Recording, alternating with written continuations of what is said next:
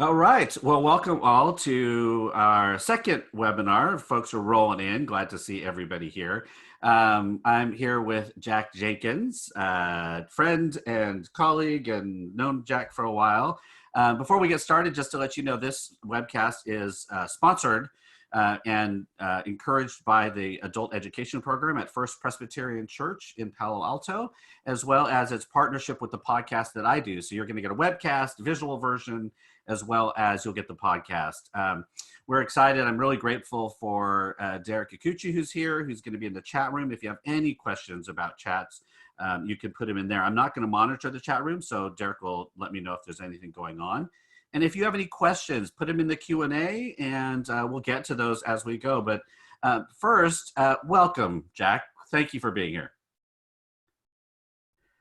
Glad. Thanks so much for having me. Good to see you again. As I do with all my guests on any shows, so I could put together one of those flowery kind of introductions, but tell us about Jack. Who is Jack? What do we need to know? Where'd you grow up? What are important, exciting, maybe even unique, weird, strange things about you?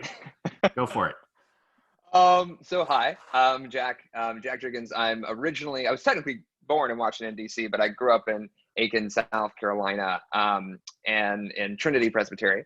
Also went to college there at Presbyterian College. My Presbyterian cred, I briefly worked at Montreat. I have served on national committees, the General Assembly Nominating Committee. I've known Bruce for a long time. After college, I did a stint in politics. I talk about it a little bit in the book. I worked in campaigns, including Obama's, and then I went to divinity school, and it was there that I kind of found this fascination with religion, politics, and then eventually journalism. Mm-hmm. And I found an intersection of them around my second year in div school, and then ended up interning at Religion News Service, which was a great place to start.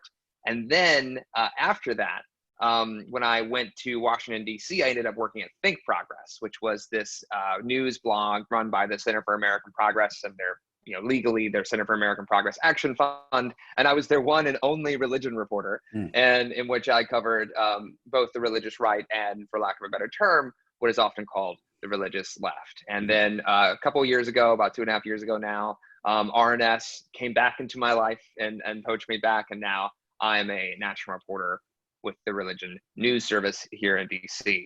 As far as other things about me, I also play harmonica and ukulele. I have annoyed people with those instruments for many years. That's I have written many a terrible song that I will share with no one. But that is one of the few things that I'm willing to share about me. That's great. That is unusual. That's awesome. Thank you. Yeah, Jack, I think you and I met at Montreat, which Montreat is a conference center, Presbyterian Church USA Conference Center in Montreat, North Carolina, near Black Mountain. But isn't that where we met? I believe so. Yeah, and you were in college, right? I was at the time. Yeah. The Blue Hose, the mighty Blue Hose, Presbyterian College. There you go. I don't know how many shout-outs. I don't even know if I've told you this. I remember watching your election as moderator. I was in a campaign office on the Obama campaign, hovering over my computer late at night. And I was like, guys, the election, they're like, it's not for like 3 or 4 months. I was like, no, there's no. So, yeah, well, I'm still expecting my letter from Obama to thank me for kind of paving the way so that he could be like, I don't understand what's going on, why that hasn't come yet, but whatever, I'll get over it. Again, so I'm so glad for you to be on. Before we dive into the book, though, because we're going to post this webinar I'm going to try to edit it and get it out today. Right before this, Jack was a few minutes late, and I'm like, hey, man, where are you? And he's like, there's news happening, and I've been on getting ready for this, so I didn't see any news. Tell us kind of the breaking news today. What has been going on with our leader of the country? So within the last hour, the President of the United States held a press conference in which he declared that houses of worship are now essential, and that they provide essential services. And what he means by that is he's calling on governors to allow for them to worship, to open up beginning this weekend. And I'm curious for a number of reasons, one of which is that the Washington Post reported earlier this week that the reason that the Centers for Disease Prevention and Control hadn't released guidelines for faith communities as they did for businesses and other groups earlier this week is because they got into an internal fight with the White House, who wanted fewer restrictions on faith communities. And so the president, during the same press conference today, announced that the CDC guidelines would be coming out, And he also said that if governors didn't do this, didn't allow for faith communities to open up, that he would override them. And the thing is, there's a giant question mark as to whether or not the president has the legal authority to override Isn't that state the giant governors. question mark over So many of the things that he says he's going to do? Is like, but can you? Like, there's one thing to it's say, I'm just going to do this, and then other people are like, but can you? I mean, so did he give any restrictions to say of anything, or just like just open?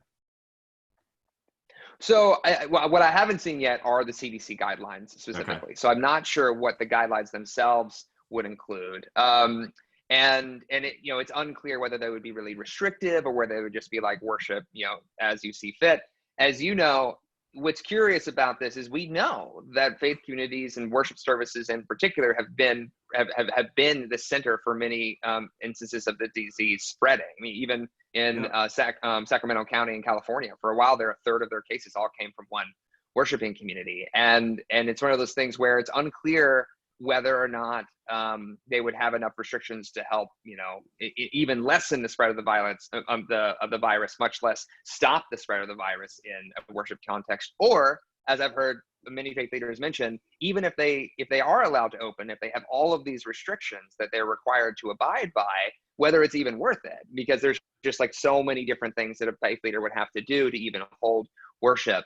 But this also comes in the wake in a battle in Minnesota where you have Lutheran churches who I believe are from the Missouri Synod of the Lutheran Church, as well as Catholic churches that are going to defy the governor and continue to worship. So it's this back and forth. And meanwhile, you've got progressive faith leaders who are actually arguing that not only should churches not open, but businesses shouldn't open either. So I'm walking right into this ongoing debate across the country. It is not boring time for you religion and faith writers, is it?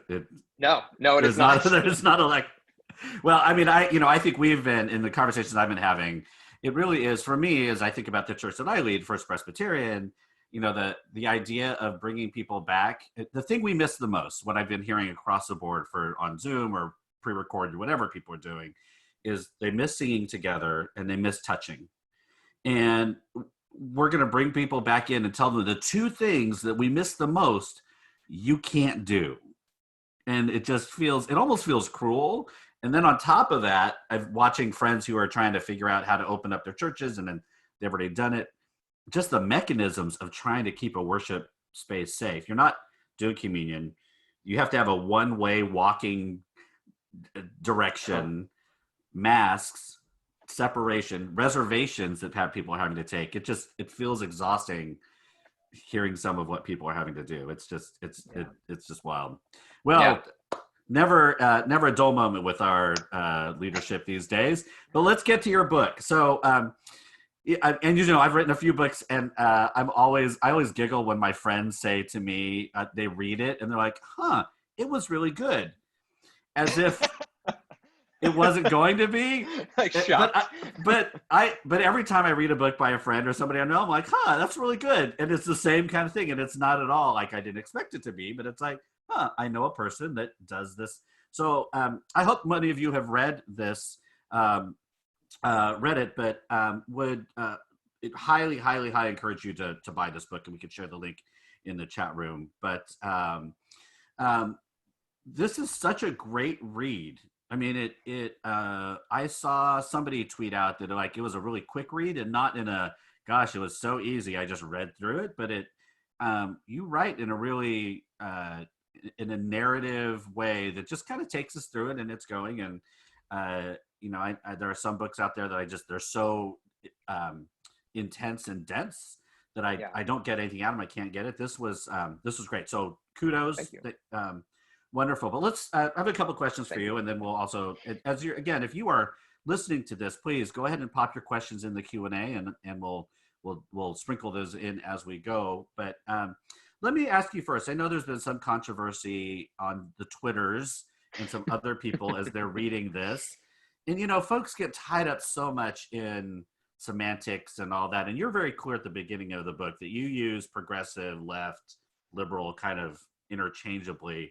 But there's the question that is there this left that you're describing? Like how do you, how do you claim to say that there is a left, religious community? I mean, talk a little bit about that controversy, and then how do you get to determining who that is, what that means? Yeah, so go for it. Yeah. No, I think it's an important question. It's why I put it at the front of the book, is that there's this pre-debate before we can even talk about the religious left, which is what is the religious left and who counts. And there was a controversy on Twitter, not last weekend, but the week before that. A New York Times writer kind of claimed that there was no religious left. And then a debate ensued in which it was unclear what precisely she was referring to. And what kind of came out of that is some things I've heard from activists for quite some time, which is that many of the people I chronicle in my book actually reject the term religious left, Yeah. but for very different reasons. So, for instance, William Barber rejects it because he thinks it's too puny, is the word he uses. I love that he wants word. To kind of... It's so puny. and part of that, for your mother activists, is this aversion to it being a mirror image of the religious right, that they kind of abhorred the tactics and the strategies of the religious right, and any affiliation, even rhetorically, with that term, they feel that it could be misconstrued or just doesn't sit right. Others are kind of argue that the left has a very specific definition. It's been debated throughout history, but there are those who argue that only people who count as the left are those who are, say, democratic socialists, or those who support single-payer healthcare, or those who support a very specific subset of policies. And then there are those who argue that the religious left should be as broad as possible, and that includes everyone from people who might even be in the Republican Party to those who would sign up for the DSA. And I think from where I sat, it was so obvious that there was, when you talk about the religious right, it also has some elements of intellectual diversity in terms of political spectrums. And the religious left, has kind of operated as this coalition of coalitions within the broader umbrella of the left. And so I say that because my argument kind of implicitly in the book is that whereas the religious right has worked very hard over the course of decades to create this kind of machine politics, top-down structure that has relatively little diversity when compared to the religious left in terms of racial diversity, religious diversity, theological diversity, and it operates in this kind of monolithic way and shows up in a big way on election day. The religious left kind of reflects the modern left, which is far more diverse racially, religiously, ideologically, and kind of, is often really good at the art of protest, because that is the vehicle through which communities that often don't have direct access to power can still influence power. And so the religious left kind of pokes in these different parts of the left. It shows up in different movements and sometimes leads them, but it's not the same structure of the religious right, because nothing on the left is like the religious right. And I say all that because I know the terms themselves are disputed, and that is a long leftist tradition. But my ultimate argument is that if there is a religious left, which I think there is, it looks and acts and breathes and even worships differently quite often than the religious right. That's great. I mean, I love the idea of kind of thinking about this as the modern left. So do you think there's still, so two questions that come out of this. Is there still any kind of litmus test? Like, do you get a sense that, like, is there anything that somebody who might consider them part of the left, if they were to believe or sit in a space, a good majority of the others would be like, no, you're not part of this. And then the second question would be, I've always felt like left, liberal, progressive just shifts depending on kind of like when people are pining for kind of old school Republicans as this liberal, progressive voice compared to where we are now, it feels weird. So has there been some kind of shift? And then is there any kind of, are there bounds to what the left, how you would define the religious left? So I can cheat and argue about this very precise political moment, which is that there's a reason that there is a joke on the internet where, this meme where whenever someone who is unlikely, a conservative or something like that, comes out strong and criticizes Trump, the quote is "Welcome to the resistance," right? And the adage is, and I think that speaks of a lot of what's happening, because one of the things I kind of argue in the book is that the religious left predates, the religious left has existed in various forms throughout American history, period. Sure.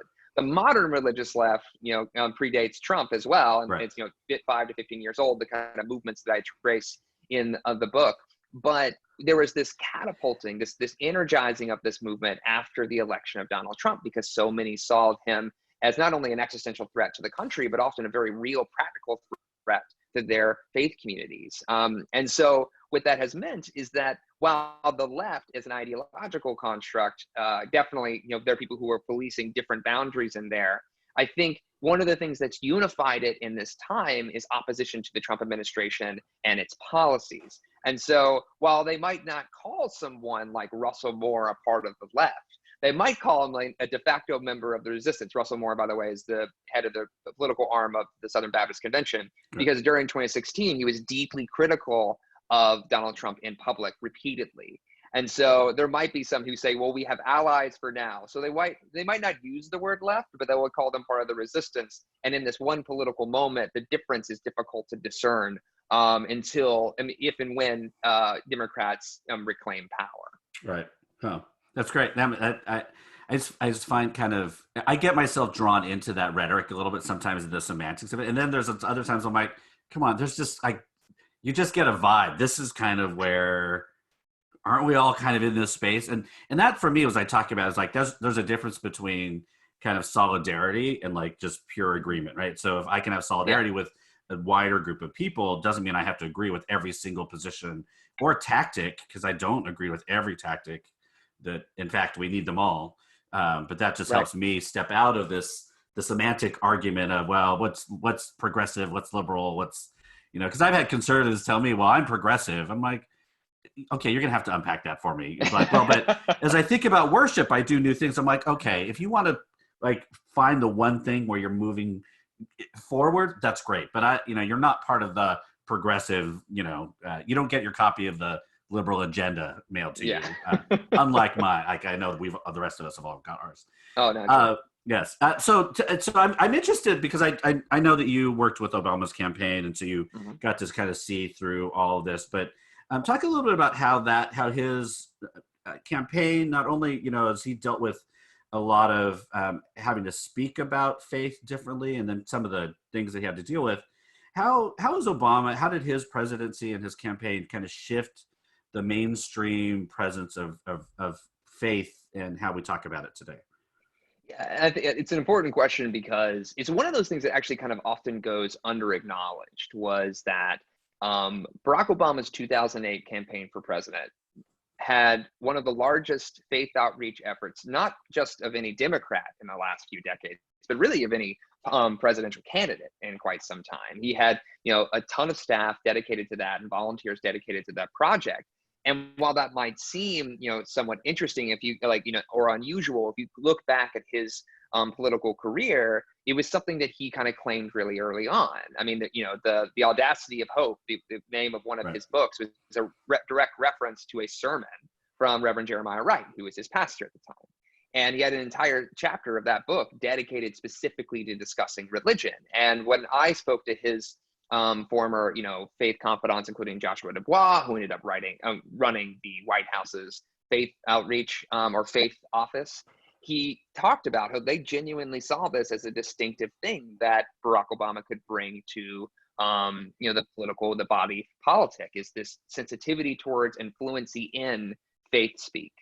And so that was why you saw, throughout his 2008 campaign, really concerted efforts to court certain pastors, for instance, in South Carolina, as well as outreach to some Muslim Americans, as well as outreach to Jewish Americans, and really just this fluency of God talk that he had that was distinct from many of his competitors. And he brought it with him into the White House as well, because when he got there, he not only continued the faith office in the White House that was formed underneath the Bush administration, he expanded it, arguably. But what he did in addition to that was also help outline very specific rules and regulations for that office that the Bush administration had kind of left confirmed and uncodified. But what in so doing, he then developed these committees that often had a slate of progressive faith leaders on them that would show up and have these conference calls, and it was done very differently than the current administration does this. I should note actually that the Trump administration actually basically disbanded this office, but that was this sort of lifting up of and legitimization of the religious left and many of its leaders. And as I note in the book, particularly in the first chapter, that effort in combination and in tandem with some folks such as the Center for American Progress and John Podesta and a bunch of Catholic activists paid dividends when he became president, because it was a huge reason why he was able to pass the Affordable Care Act. He actually credits Catholic nuns with helping get it across the finish line at the end of the day. And so one of the legacies that he's left in DC and among Democrats is this insistence on taking faith seriously, not just as a thing for ethical reasons or for personal reasons, but because it also can be efficacious in a political way, both in getting legislation passed and at the ballot box on election day. Hmm. Yeah, I mean, I know that for me, I was of mixed emotion when I started hearing about how those offices were going to expand or people were placed into them, because I kind of felt like I was against it when Bush did it, like Right. this whole 1,000 points of light that started way back, and like we're still gonna. I was like, but then so I am still a little torn. It's like, well, when I like my guys in there and my folks are in there, it's great. Like, go for it. But if I don't like what you're doing, so I mean, I it's an interesting dynamic. I mean, I'll even share that I even applied for one of those positions at one point, and I made it through the first round of security with the White House, and then they did a hiring freeze. So that was years ago, obviously. But I was know like, that. I should have interviewed you for the should have. I should have worked anyway. But I mean, I was torn about that a little bit. It's like, okay, so how do we still have that conversation about the separation of church and state, faith and politics, that kind of thing? I mean, did he get much of that at all? I mean, was there, like, what was that about? Because certainly the conservative church weren't going to affirm his version of the gospel and how he presented faith. But I'm sure there were many on the more even further left, like, why are we even still doing that? I mean, how did he deal with that? There were lawsuits about the faith office under the Obama administration from organizations that are dedicated to the separation of church and state. And I believe, trust but verify, that it was the Freedom from Religion Foundation that launched one of those lawsuits, or at least threatened one.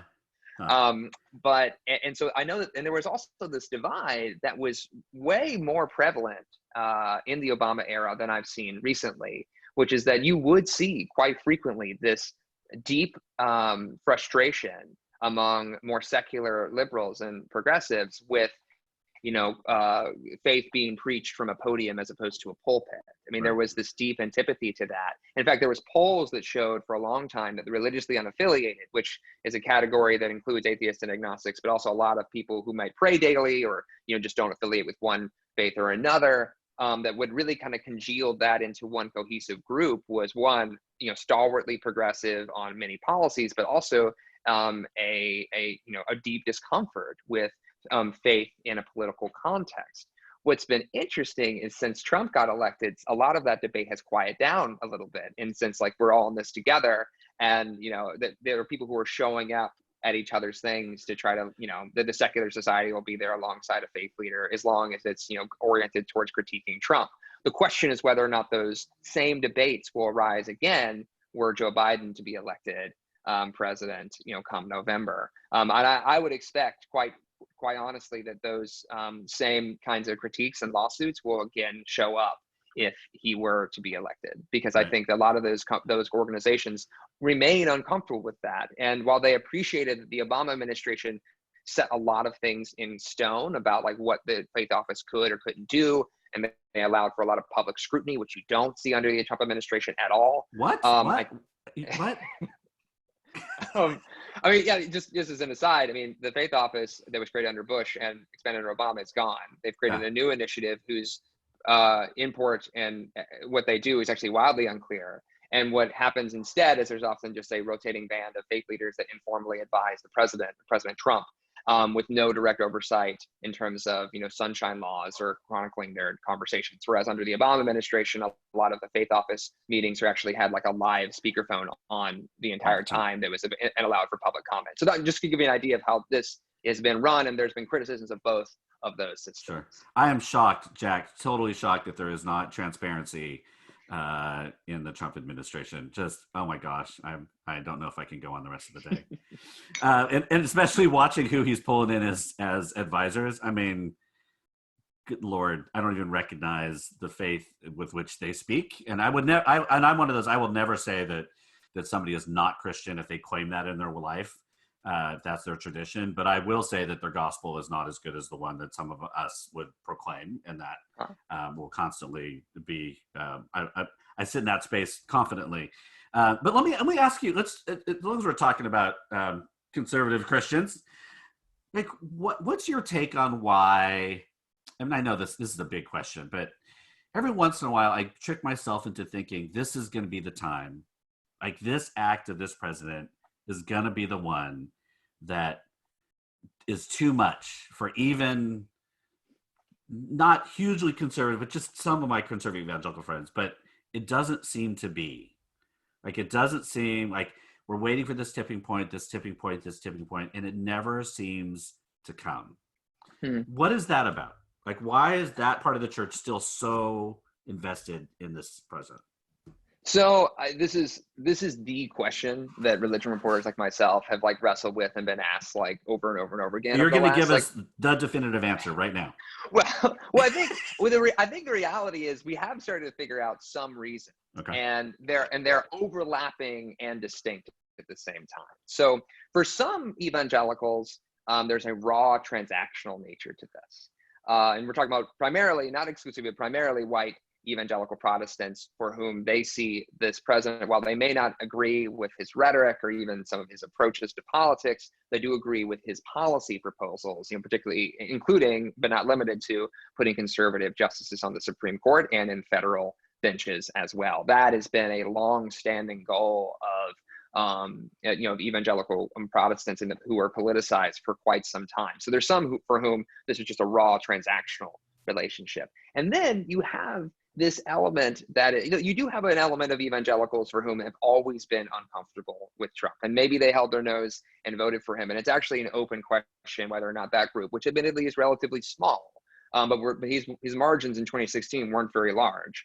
But there is an open question about whether that group, come 2020, either will vote for someone else or even more likely just stay home and not vote at all. So there is that element where there may have been some quiet shifting that we've seen a little bit of up and down of white evangelical support. And maybe that's 1 or 2 percentage points, but again, that could make a difference on election day, depending. But the big one, I think, and what sociologists like Andrew Whitehead have been studying for some time, is the influence of Christian nationalism, which is less a theology and more of an identity. It's this marriage of an American flag and a Bible, this identity of being a Christian in the United States of America. It's answering the question, do you think America should be a Christian nation, with a hearty yes, and overlapping that onto your political identity. And Trump very intentionally and very repeatedly played into that during his campaign and since he became president. He has repeatedly, said things like, we don't worship government, we worship God, right? Like, that's almost an old school version of Christian nationalism from the 1930s and 40s that he's resurrecting. It's this appeal to when he goes and hugs an American flag, right? And there's a reason that he'll visit disaster areas and some communities in the Southeast, and even visit churches where people will hand him their Bible to sign it. Yeah, I've seen that. And I think that speaks to this very specific. And again, there are some like Roy Moore, who ran for Senate in Alabama against Doug Jones and lost for a variety of reasons. Right. But he is kind of this more ardent Christian nationalist that actually tries to back it up with a very particular reading of history and theology. And there are some people who make that argument. And Robert Jeffress, who's is a pastor in Texas, who's one of the president's closest faith advisors, also preaches about how America is a Christian nation and makes a similar version of history and theology. But a lot of people, it's just the idea that to be American is to be Christian, and to be Christian is to be a very specific kind of Christian. Right. And Trump just plays into that. And they're going to vote for him for the identity reason, not necessarily because he checked all the boxes of white evangelicalism that might have been codified at Wheaton College or something like that. Right. I mean, it kind of feels like that's where this election is headed. For those of us that maybe Biden wasn't our primary candidate, and we like that we're voting about ideology much more than the candidate. It's almost we're all, or a lot of folks, not all, are are dismissing some of the person in order to know that there's a much greater ideology and structure and thinking behind it that gets elected into the office. Right. Unlike, I think, when Obama was running, you were like, it was Obama. Like, there were those of us that were, he was inspiring us. That seems very different. I get it. I don't know what to do with that. It just doesn't feel quite as inspiring and moving to experience that. But I mean, what have you been seeing on kind of in the elections now, and kind of as the primaries are moving forward between the two candidates, and how the religious communities are using this time now to kind of continue to get the word out? What's been going on there? So I think that there's been the Democratic primary was fascinating this year, and it was I was writing the book while it was happening, and so I've been writing about these movements and thinking, kind of writing these more basically conjecture at the end of these chapters, being like, I think this is probably going to show up in the campaigns, and then it absolutely did, right? Like multiple candidates, including Elizabeth Warren as well as Julian Castro, visited people who were in sanctuary as part of the new sanctuary movement, which I chronicle in the book. When the Poor People's Campaign, headed up by Reverend Liz Theo Harris and Reverend William Barber, that when they had their presidential candidates forum, they had 9 candidates. I know, that was wild. Including Biden, Bernie Sanders, Elizabeth Warren, Kamala Harris. Like it was supposed to be 10 candidates, but Julian Castro missed his flight. Like it was like one of those things where it was. But when Netroots Nation, this established liberal gathering, had their candidates forum, they only got 4 candidates there. And so it kind of showed the growing power of these faith-based activists and what they had kind of accrued during the resistance movement under Trump, because they were so proficient and prolific in their activism. And then you had candidates like Cory Booker and Kamala Harris, who were dropping faith into like either their announcement speeches or their stump speeches. You had some people like Pete Buttigieg, who actually started using the term religious left quite frequently. You had Elizabeth Warren, who was praying with her pastor before every single debate, and actually workshopped her faith message at the Festival of Homiletics 2 years ago. And so you just saw a whole lot of religious rhetoric. And there was one thing that I thought was interesting that flew under the radar, which transitions us into the general election, which is that Joe Biden was the first to hire a state-specific faith outreach director for South Carolina in August of last year. And by December, he had the endorsement of 100 faith leaders just in that state. And there's a lot of things going on there, but I don't think it's unrelated to the success that he had, particularly in that state. And I would be surprised if in the general election, he doesn't continue to try to mimic some of the strategies that Obama used in 2008. And this time, what's interesting is that the Democratic Party, who did not have a faith outreach director in 2016, has now hired one for 2020. It's the person they originally had in 2012. They've now rehired that person back to take this seriously. And so I think it says something that you have these people that are now paid to do faith outreach, and for the Democratic Party, because when you look really far down at the end at election day, I think from the perspective of the Democratic Party and the Biden campaign, you really got to use a scalpel, not a hammer, when it comes to faith outreach, because you're talking about specific communities, right? So like in Michigan, Trump barely won Michigan in 2016. And, the Muslim American population right outside of Detroit in Dearborn, Michigan is significant. And, they were first courted by George W. Bush back in 2000. And now, Democrats, heavily court those populations. Bernie Sanders has, for two cycles running done that. And now they're probably going to mimic that again this go round. I wouldn't be surprised if Joe Biden leans into his own Catholicism to try to talk to Catholics in the Rust Belt, particularly white working class Catholics in the Rust Belt. And finally, there's one demographic that we've started seeing a lot of action around, and that's Hispanic Protestants, who are arguably one of the last swing votes in the country. Because when polled, they often lean left on issues such as climate change, immigration reform, but right on issues such as abortion and same-sex marriage. And they're not a lock for either community. And while they're not a huge subset of the population, they do have sizable churches in places like Florida and Ohio. So it wouldn't be surprised if you see specific outreach to those communities as well. So all of that's part of a broad attack, a plan of attack for both campaigns to try to both, make sure they attack the base, to try to attract the Democrat, and on the Democratic end, these kind of religious left, truly progressive people of faith who really kind of showed up, for instance, to that Poor People's Campaign presidential candidates forum, and also maybe try to pull over some moderates across the aisle. Right. Great. Man, that's great stuff. That is good. Folks who are listening to this, feel free to drop some questions into the Q&A. I'll monitor that for questions if you have for Jack as he's going. But I'm going to keep going. There's lots of stuff to talk about. You've mentioned now the Poor People's Campaign a couple of times. Mm-hmm. Big mass rally, June 20th. A bunch of us are going to be participating in that. Was obviously supposed to be live march on DC, but it'll be online. I'm fascinated to see how many people they're going to. I think this thing is going to be massive. And you talk about the Reverend Doctors Liz Theo Harris and William Barber in kind of how they've recaptured some movement in this activism that started with Moral Mondays and all that. Talk about your interaction with Dr. Barber and kind of getting kind of how he moved, and then we'll talk a little bit about Liz, who's a common Presbyterian for us. So, but I loved learning a little bit more about William Barber's story. I didn't really know the kind of the earlier stages of how he came to be. So talk about William Barber for a little bit.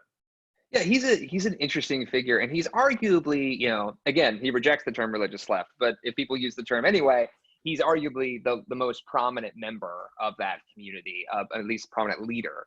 And he got his, start in activism, pretty early on, but, in the most notable sense in North Carolina around 2013, 2014, because that was a time when, because of the Tea Party wave, a deeply conservative legislator, swept into power and into the governor's mansion in that state. So much so that it made North Carolina disproportionately conservative at the political level compared to other southern states, which had not always been the case. It was usually more purple. And it became such, this more existential threat to so many of the more progressive or even just moderate liberal goals that people wanted to achieve in that state, that there was giant pushback to that. And William Barber had already kind of formulated some activism around the HK on J Street. There was like this very early kind of mass activism that he had worked with. He was, I'm head of the NAACP at the time in the state. And he kind of used some of the things that he learned from that experience. And it was particularly an approach called fusion organizing, which kind of basically says it has resonance with the term intersectionality. It's this idea that lots of different groups who might have different agendas might be equally affected by a negative force, and that they can organize together for common cause. And so he started the Moral Mondays movement in North Carolina, where it was this massive gathering in front of the state house there every Monday where people would get arrested, and they just kept expanding the number of people who would get arrested every time. And those people who were getting arrested were often meant to represent specific grievances, people who couldn't vote or who had difficulty voting, or people who were disproportionately impacted by healthcare concerns or housing concerns or the environment. And then they would gather these crowds alongside, the state house to kind of gather in solidarity. And they grew larger and larger and larger until in 2013, it was declared the largest liberal protest in the country that year was the Moral Mondays protest, led by primarily people of faith. And they kept that up for a few years. And on 2016, which was a dark day for a lot of Democrats on election day, the one bright spot for Democrats was the election of a Democrat to be to the governor of North Carolina. And many people credited the Moral Mondays movement with that. And by that point, William Barber was, according to the people I spoke with, already in conversation with some of the national campaigns and had spoken at the 2016 Democratic National Convention to a standing ovation. And so from there, and during that time period, during that kind of transition out of the Moral Mondays movement and into this, this Trump era, where he called one of his, confidants and said, America is North Carolina now, seeing a similar existential threat at a national level as opposed to just the state level, was when he kind of took on the mantle, along with Liz Theo Harris, of the Poor People's Campaign. The last campaign of Martin Luther King before he was assassinated. He's now picked up that torch to mirror it again at the national level here in 2020, 2018, in that era. And what you see from that is this massive mobilization that's kind of all things to all people right now. In a lot of ways, it's in people. Some other activists argue that it's too disparate, but at the same time, what it has given the leadership of that movement is this sort of saliency and credibility within multiple movements at once. And if you take up, if you examine the fusion organizing that Reverend Barber invests in, you see that that's a very strategic choice. It's this idea to connect these disparate movements into one collective outcry and one collective voice that could have an impact on an election or on a piece of legislation. Right. Yeah.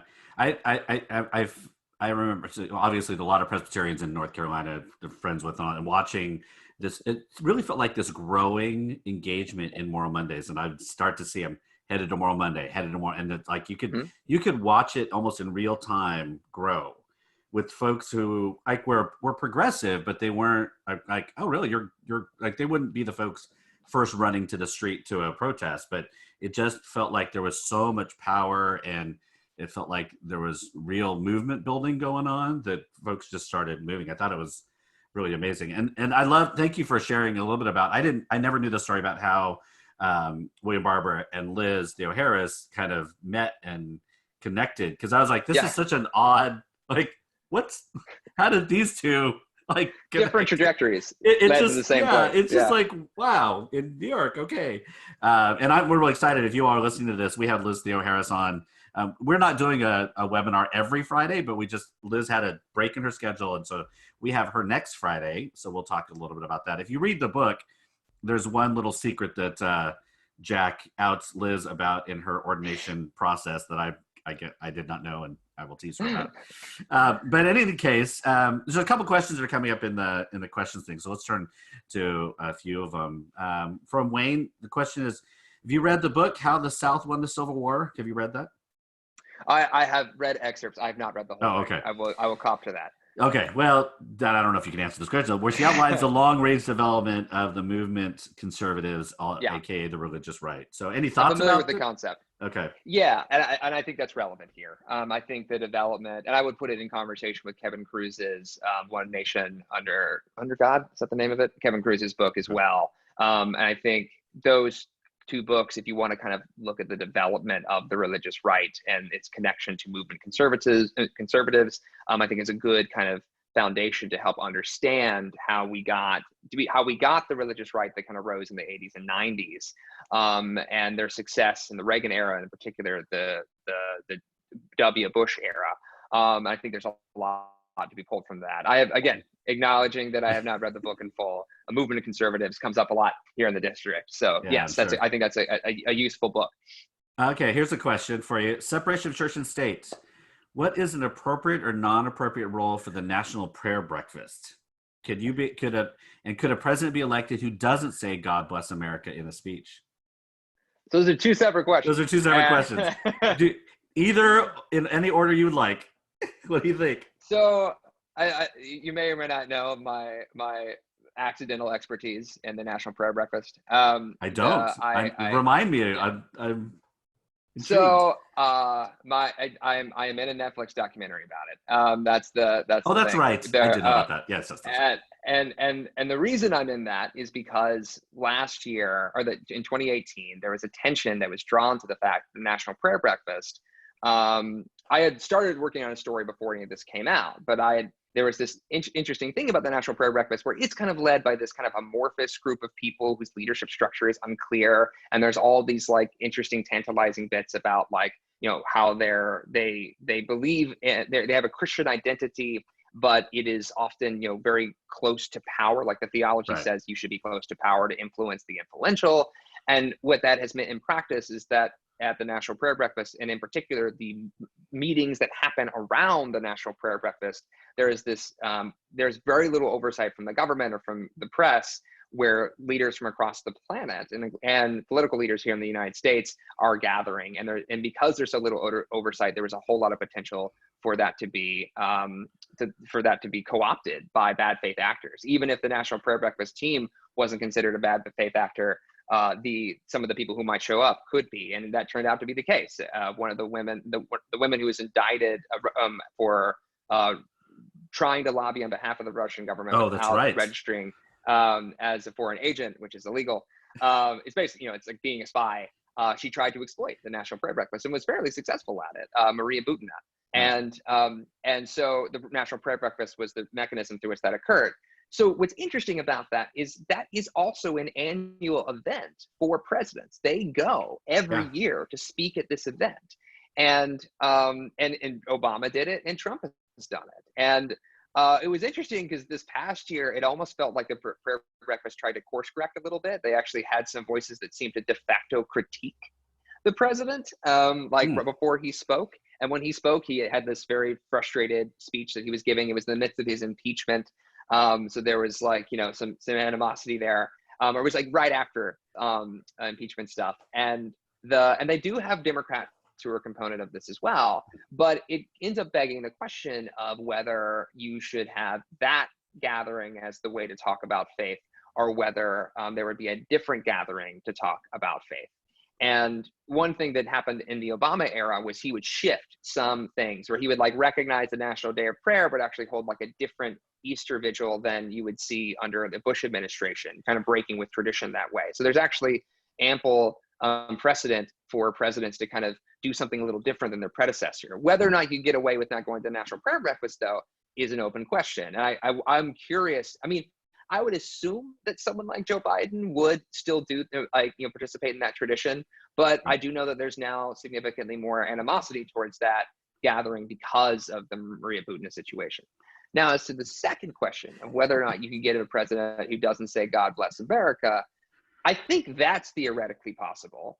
If they, but they might use theoretically possible. All things are right. But if they use a different phrase, because one of the things that people run into a lot is overt and out atheists are one of the communities that have the biggest problem getting elected. There's, when people rank their favorability of a candidate, if they're, if they're Christian, if they're Muslim, if they're gay, below all of those is atheist. Oh, interesting. And so now, some candidates have kind of ridden that line before. When Bernie Sanders ran for president in 2016, he kind of dodged questions about his faith a little bit. He would identify as Jewish, but then kind of appeal to this broader spirituality. In 2020, he actually kind of leaned into his Judaism quite frequently and produced videos of it. But there is this question of whether or not an atheist could be elected president. And I would argue that right now, actually, I think it would be very difficult. I don't think it's impossible, but I think it would be one of those things where, it would be a candidate that would have to be so attractive to the masses in other areas that they could, look past atheism because of apparently a deep, abiding electoral bias against atheists. Right. Whether that means you could be a confessing Christian and there's not in your speeches with "God bless America." I did notice that actually several of the candidates who were running for president on the Democratic ticket this go round wouldn't say "God bless America" at the end of their speeches, and not that many people noticed. Yeah. So maybe culture has shifted enough where that particular phrase isn't a shibboleth that lets you in or out of the White House. But I will say that I do think there's a larger question about how the Democratic Party and the country writ large would encounter someone a successful either atheist or non-religious candidate. There is one senator whose name I'm forgetting, who is religiously unaffiliated, who was successful, but that's a very rare occurrence in Congress. Right. Did the candidates change the phrase, or they just not say anything at all? A couple of times I noticed candidates just didn't include the kicker, and sometimes they would change it. I think Castro would change it a little bit. And actually have a faith lens around it. He often quoted his grandmother and a phrase she used to use in Spanish for him, and he would kind of close his speeches in that sometimes. But the "God bless America" phrase verbatim wasn't always used by all of the candidates. Right. Thank you. All right, this is amazing. We're kind of getting to the end already. This is a fast hour with you. So, but let me ask you. I was wondering as I was reading it and getting to the end, I was like, how far did you? It feels like everything's changing all the time. It's so quickly that, any book you write, what does that look like in a year? How much staying power does it have? But you got pretty far to keep writing. You end of 19, or did you get to write into 20? I edited until they made me stop, which was, so I submitted the manuscript 2019. I was still shoving quotes in until a few months ago. There's the difference between you and I, Jack. I'm like, okay, I'm done editing the first time. Please do not send it back to me. All right, sorry, go ahead. No, I mean, like as a reporter, I mean, like let me put it this way. So I wrote that religious right chapter, and which I kind of talk about how there's a speaker in that chapter who kind of criticizes Christianity today Right. for being kind of quiet about the Trump administration, and that was surprising to them. And then I submitted the Yes. manuscript, and then the editor-in-chief of Christianity Today issues this, op-ed saying that he should be removed from office. Yeah. And so you're like, there's these things constantly breaking. And so I think that was a big part of why I kept adding stuff, is I just wanted to make it as relevant as possible for as long as possible. Yeah, yeah. So you're done with it. It's you're on this kind of like, is there a more interesting time to try to release a book than during pandemic shelter in place? I mean, it's like we were talking a little bit, like you don't have to travel, you get to do things like this, but at the same time, it seems like a rough time to try to release a book. It's a rough time, but I'm glad. But there you are. But here, and more safe and healthy and all those kind of things. But so since you've written it, I mean, what do you still want? Like, what do you, if you were given it back and they said, okay, Jack, you get to shove a little bit more into this book. What are is there anything that you're like, oh, I wish I would, this needs to go in now? I mean, is there anything like that? Yes. So I cheated and half shoved it into the epilogue, but if I could go back, and write another chapter, it would be, I chronicle these different movements from, the role of faith in the environmentalism and in climate change movement to, immigrant rights movements, to, racial justice movements. If I could go back, I'd want to do a chapter on the role of faith in the gun violence prevention movement, because that is storied. It is old and new, and there's a lot of activism in that space that has existed for quite some time that has gone unrecognized. And I do shove, and basically the epilogue is almost framed around some of those conversations, because it takes place at the Charleston, the AME Church in Charleston, Mother Emanuel, where there was the tragic shooting of 9 African American worshipers in 2015 by white supremacists. And so I do kind of touch on some of these themes, but I would love to go back and kind of discuss how, like, when I went to the March for Life, the big anti-gun violence gathering that was, organized in large part by these high schoolers out of Florida, I was struck by how many people were bused there by their churches or their synagogues or, their mosques. Like, people were bused there and brought there because this network of faith communities who were already deeply invested in this issue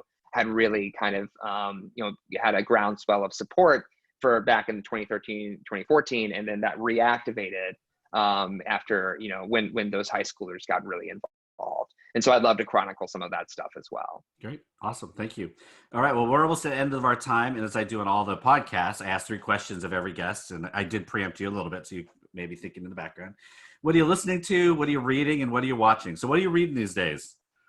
So a few different things. My escapism is the final part of the trilogy of John Scalzi's The Last Emperor series, which is this spacefaring thing. Religion plays a prominent role. Okay. And it's all about, like, Scalzi is like this, he's like a funny author. He does science fiction that's funny. And like, there's this fusion of there is no separation of church and state in this spacefaring society. And it's like this entertaining kind of escapism thing. I'm also reading Ezra Klein's While We're Polarized, which, because everyone in DC apparently is conscripted to read that book, to talk about, what it is, and then to critique it. Like the cool thing to do is read Ezra's book and then, like, critique and say it's not adequate enough, which means it's still a pretty interesting book. Right. So I'm definitely digging into those. All right. What are you listening to? What podcast, music? What are the things that get you through? So the podcast. So I'm a giant nerd. I should acknowledge that for everybody here. I think that's pretty clear. But go ahead. Okay. Fair. All right. Good. Thought that was advertised.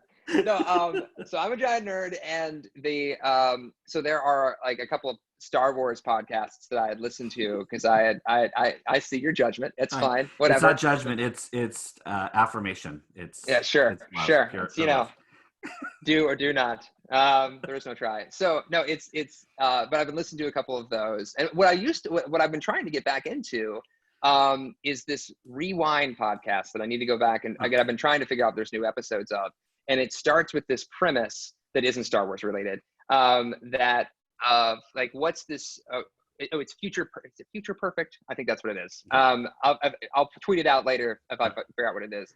And the idea is that it starts with the premise of the future and has a short little, skit about it. And then the podcaster is basically this investigative journalist who goes into saying, okay, let's say living underwater. What would that actually mean? And she goes through this whole history, and I ended up finding out that apparently we had this whole program during the Apollo space program called the Aquanaut program, where we sent human beings down to the bottom of the ocean and had them drinking breathing helium. And they had called the president in the White House, and he couldn't understand them because their voices were so high pitched. They were giving this, and apparently one of the Aquanauts was also an astronaut. He went to space and to the bottom of the ocean, and said that being an Aquanaut was more dangerous.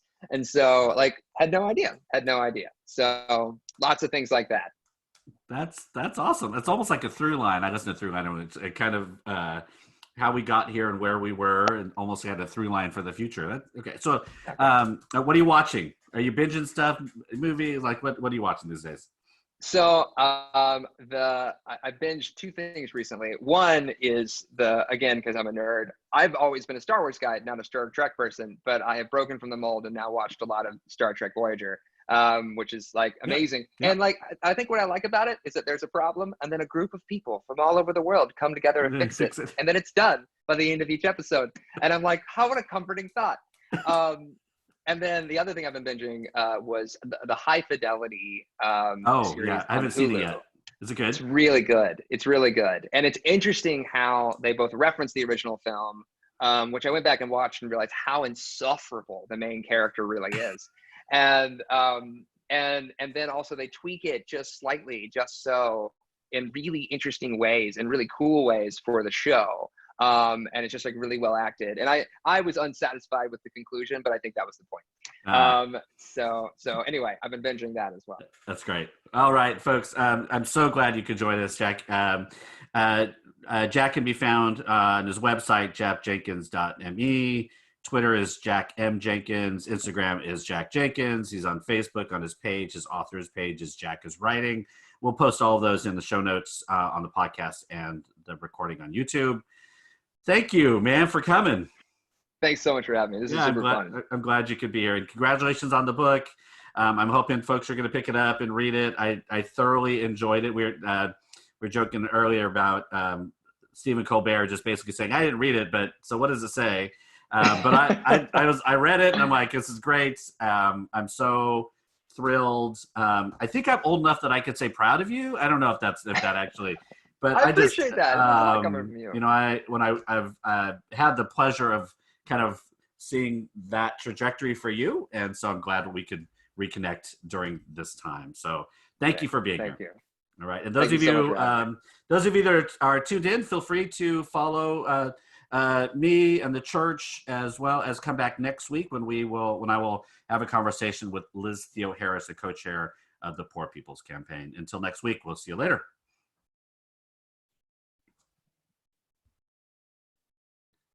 All right. Take care, man. All right. Thanks.